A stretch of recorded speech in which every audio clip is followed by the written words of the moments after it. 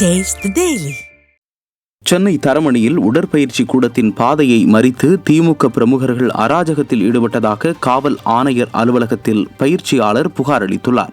அதில் தரமணி பகுதியில் தான் நடத்தி வரும் உடற்பயிற்சி கூடத்தில் தரமணி திமுக வட்ட அவைத்தலைவர் காமராஜ் மற்றும் கோபி ஆகியோர் புகுந்து சேதப்படுத்தியதுடன் உடற்பயிற்சி கூடத்தை காலி செய்யுமாறு மிரட்டியுள்ளனர். மேலும் உடற்பயிற்சி கூடத்தின் பாதையை மறித்து கூடாரம் அமைத்து அராஜகத்தில் ஈடுபட்டுள்ளதாக தெரிவித்தார். காவல்துறை திமுக பிரமுகர்கள் மீது நடவடிக்கை எடுக்குமா என்பதும், விடியா ஸ்டாலின் கட்சிக்காரர்கள் மீது நடவடிக்கை எடுப்பாரா என்பதும் கேள்விக்குறியாக உள்ளது. தலைவர் அவரோடு சேர்ந்து திரு தே கோபி என்பவரும் அங்குள்ள திமுக பிரமுகர்களும் சேர்ந்து என்னுடைய வாழ்வாதாரத்தை அழிக்க பார்க்கின்றனர்.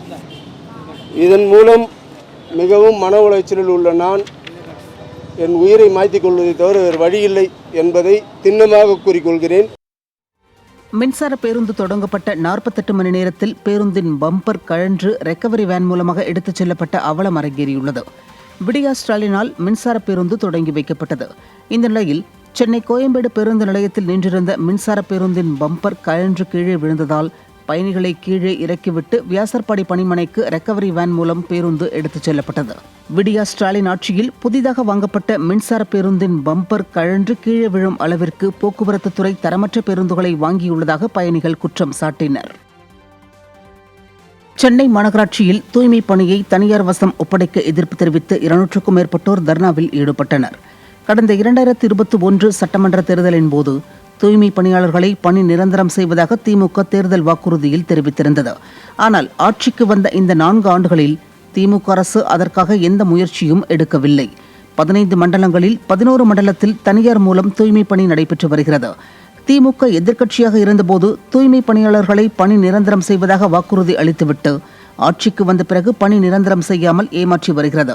எனவே பணி நிரந்தரம் செய்ய வேண்டும், தூய்மை பணியை தனியாரிடம் ஒப்படைக்க கூடாது உள்ளிட்ட கோரிக்கைகளை முன்வைத்து 200க்கும் மேற்பட்ட ஒப்பந்த தூய்மை பணியாளர்கள் தர்ணாவில் ஈடுபட்டனர்.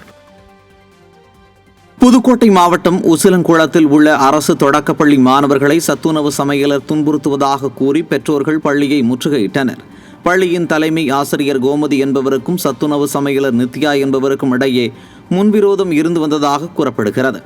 இந்நிலையில் வழக்கம்போல் இருவருக்கும் இடையே தகராறு ஏற்பட்ட நிலையில் சத்துணவு சமையலர் நித்யா தலைமை ஆசிரியர் மீதான கோபத்தை மாணவர்கள் மீது காட்டி துன்புறுத்தியுள்ளார். மேலும் சத்துணவில் விஷம் வைத்து கொன்று விடுவேன் என மாணவர்களை அவர் மிரட்டியுள்ளார். இதனால் அதிர்ச்சியடைந்த மாணவர்களின் பெற்றோர்கள் பள்ளியை முற்றுகையிட்டு போராட்டத்தில் ஈடுபட்டனர். திருப்பூனம் கோவில் காவலாளி அஜித்குமார் காவலர்களால் அடித்து கொலை செய்யப்பட்ட வழக்கில் உரிய நீதி கிடைக்க வலியுறுத்தி தண்டையார்பேட்டையில் அதிமுகவினர் ஆர்ப்பாட்டத்தில் ஈடுபட்டனர். சென்னை தண்டையார்பேட்டை சேனியம்மன் கோவில் தெருப்பகுதியில் வடசென்னை வடக்கு கிழக்கு மாவட்ட கழக செயலாளர் RS ராஜேஷ் தலைமையில் அதிமுகவினர் மற்றும் பொதுமக்கள் ஏராளமானோர் பதாகைகளை கையில் ஏந்தி கண்டன ஆர்ப்பாட்டத்தில் ஈடுபட்டனர்.